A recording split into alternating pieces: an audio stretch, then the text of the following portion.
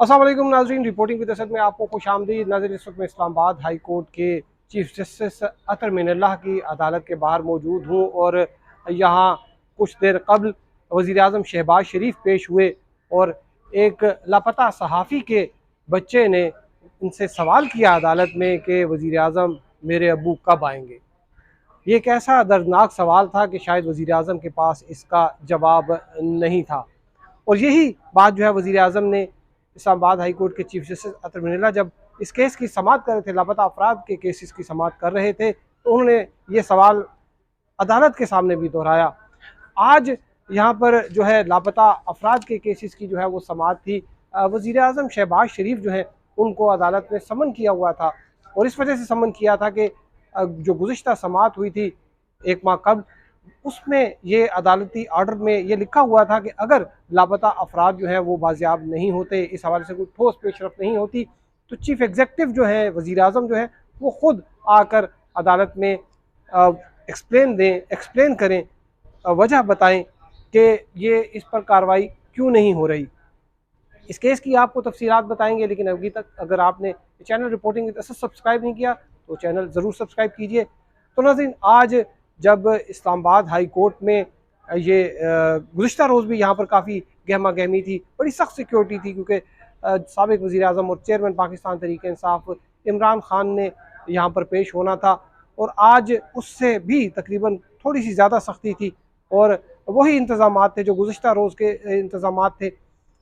लेकिन आज जो शहबाज शरीफ हैं ये मामूल से थोड़ा जल्दी आ गए।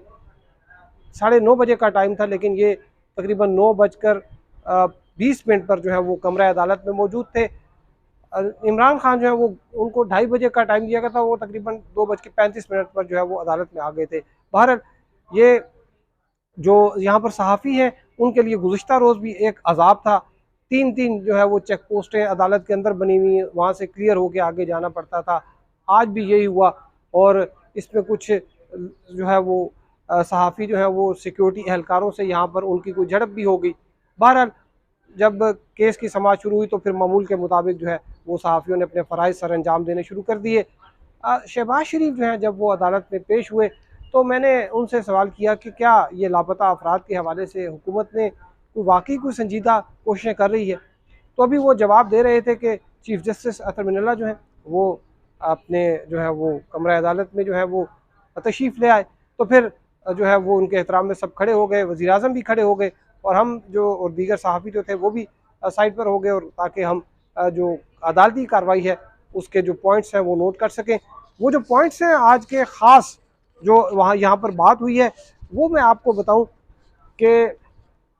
जो चीफ जस्टिस अतर मिनल्ला जो है उन्होंने पहले तो वज़ीर आज़म को ये बताया कि ये एक उनके लिए एक खुशाइन बात नहीं होती कि वो किसी को समन करें। तो उसके जवाब में शहबाज शरीफ ने भी कहा कि वो जानते हैं कि इस अदालत में बिला वजह किसी को जो है वो समन नहीं किया जाता और वैलिड रीज़न की वजह से ही जो है वो बुलाया जाता है। अतर मिनल्ला जो है चीफ जस्टिस, उन्होंने शहबाज शरीफ जो है उनकी तारीफ़ भी की कि वो एक इस वक्त फ्लड रिलीफ एक्टिविटीज़ कर रहे हैं, लेकिन इसके बावजूद ये जो मिसिंग पर्सनस का इशू है, लापता अफराद का इशू है, वो इसको अहमियत देते हुए वो यहाँ पर पेश हुए हैं। और आज की जो समाअत में जो दीगर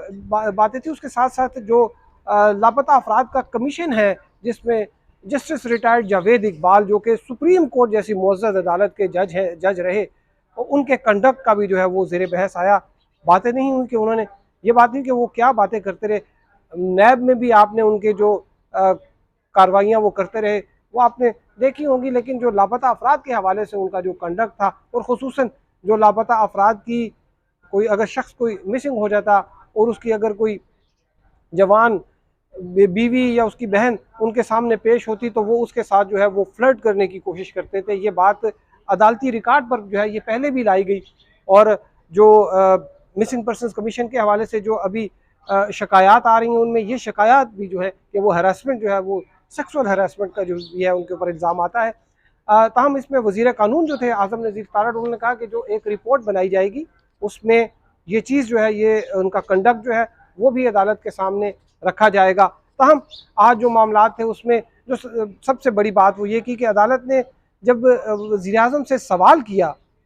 कि इस मसले को कैसे हल किया जाए, तो उनके पास भी कोई वाज़ेह जवाब नहीं था। उन्होंने अदालत को ये तो कहा कि वो भरपूर कोशिश करेंगे, अदालत के साथ वादा किया कि वो भरपूर कोशिश करेंगे कि वो जो लापता लोग हैं उनकी बाजियाबी के लिए कोशिश करें, लेकिन ताहम इसकी यकीन दहानी नहीं कराई कि ये जो लोग बिछड़े हुए हैं उनको अपने अहल खाना से वो मिलवाएंगे। ताहम ये बात भी खुशाइंद है कि उन्होंने ये कहा कि जो उनके बस में जो चीज़ होगी वो उस पर करेंगे। अदालत ने जो है वो आर्टिकल 7 जो है वो उनको पढ़कर जो है वो सुनाया, जिसमें जो शहरी हैं उनकी जान माल की ज़िम्मेदार और जो तमाम जो रियासती इदारे हैं उनका सरबराह जो है वो चीफ़ एग्जीक्यूटिव है। तो इस लिहाज से अदालत ने कहा कि ये चीफ़ एग्जीक्यूटिव की ज़िम्मेदारी है कि वो जो भी उनके मातहत इदारे हैं रियासत के अंदर रियासत बनाने की उनको इजाज़त न दें। अगर कोई शख्स कानून पे और गैर आइनी काम करता है तो वो अदालत को बताएं। अदालत ने इस बात का भी इंदिया दिया कि जो पावरफुल कॉरिडोर्स हैं, जो मुक़्तदर हल्के हैं, उनको भी जो है वो बुलाया जा सकता है। उन्होंने कहा कि अगर वज़ीर आज़म समझते हैं कि ये मामलात उनके बस से बाहर है और कोई रियासत के अंदर रियासत बता रहा है तो फिर आप हमें बताएं, फिर हम उनको भी यहाँ पर जो है वो तलब कर लेंगे, लेकिन किसी को जो है वो गैर आइनी काम करने की इजाज़त नहीं दी जाएगी। इसके साथ साथ वज़ीर आज़म जो है उन्होंने अदालत को मुख्तलिफ जो रिलीफ एक्टिविटीज़ थी उनके बारे में भी बताया और मिशन पर्सन्स के हवाले से बताया कि हमने कमेटी भी बनाई है और कमीशन का जो है उसका भी कंडक्ट का जो है वो उसके जो परफॉर्मेंस है उसका जायज़ा ले रहे हैं। लेकिन कमेटी के हवाले से जो है चीफ जस्टिस सतमिनल्ला जो है उन्होंने कहा कि कमेटियाँ बनाना जो है ये एक रूटीन का काम है, उनकी कोई ठोस जो है वो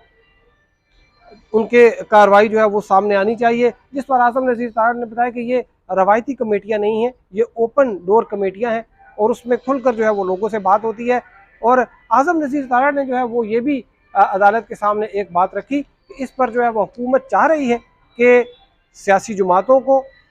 और साथ में जो हसास इदारे हैं, जो इंटेलिजेंस एजेंसीज़ हैं, उनको ऑन बोर्ड किया जाए, एक डायलॉग के ज़रिए जो है ये मामला हल किया जाए। क्योंकि ये जो मामला है मिसिंग पर्सनस का, ये अब का नहीं, ये तकरीबन 20 साल हो गए हैं इस मामले को, ये 20-22 साल पुराना मामला है। ये 10 रोज़ में या 2 महीने में माह में ख़त्म नहीं होगा। इसके लिए कोऑर्डिनेटेड एफर्ट की ज़रूरत होगी। जो तमाम स्टेक होल्डर हैं उनको साथ मिल बैठ कर डायलॉग करके एक जो है वो निज़ाम वज़ा करना पड़ेगा, जिसमें जो है वो लोग जो मिसिंग पर्सन हैं उनकी दादरसी जो है वो की जा सके। इस पर इस्लामाबाद हाई कोर्ट ने अगरचे सहाफ़ी मतीउल्लाह जान का नाम नहीं लिया, लेकिन उन्होंने ये कहा कि यहाँ पर एक सहाफ़ी को इस्लामाबाद से अगवा कर लिया गया, उसकी CCTV फुटेज भी थी, लेकिन अभी तक वो तफ्तीश मुकम्मल नहीं हो सकी। और securities and exchange commission of Pakistan के एक अफसर का जो है वो हवाला भी दिया कि उसको भी जो है वो उठा कर ले गए और बाद में उसको ये कहा कि आपसे जो कोई पूछे तो आप बताएं कि मैं शुमाली इलाका जात की सैर पर गया था। इसमें अदालत ने यह भी एक तजवीज़ दी कि क्या नेशनल सिक्योरिटी कौंसिल जो है, जिसमें आर्मी चीफ भी होते हैं और हसास इदारों के जो है नुमाइंदे वो भी होते हैं, उनको भी जो है वो क्या इसमें उनको पर जिम्मेदारी डाली जाए। लेकिन उन्होंने साथ में ये भी बावर कराया कि बतौर चीफ एग्जीक्यूटिव ये वज़ीर आज़म की जिम्मेदारी है कि वो उसको करें। वज़ीर आज़म ने भी अदालत को बताया कि वो इस हवाले से अपनी पूरी कोशिश करेंगे और खुसूसन जो बच्चा है सच्चल मुदस्सर नारो का, जो लापता मुदस्सर नारो का बेटा है, उसके हवाले से वो बात करते हुए थोड़े से जज्बाती भी हो गए और कहा कि ये इस बच्चे ने सवाल किया और ये मेरी जिम्मेदारी है कि मैं इसको सेटिस्फाई करूं। तो बहरहाल अभी इसमें 2 माह का जो है वो अदालत ने तमाम जो फरीक थे, जो लापता अफराद की जानिब से मुकला पेश हुए, जो लापता अफराद के लवाहिकीन पेश हुए और जो सरकारी जो लोग थे, जिसमें वज़ीर थे राना सनाउल्लाह थे, वज़ीर दाखिला आज़म नज़ीर तारड़ थे, वज़ीर कानून और अटॉर्नी जनरल, इन तमाम के जो है वो एक इत्तफाक से ये जो मज़ीद इसकी हेयरिंग है वो 2 माह के लिए मुलतवी हुई है। 14 नवंबर को इस केस की जो है वो समाअत होगी। आपको मज़ीद अपडेट करेंगे। अब तक के लिए इतना ही। हमारे साथ रहने का शुक्रिया। अल्लाह हाफ़िज़।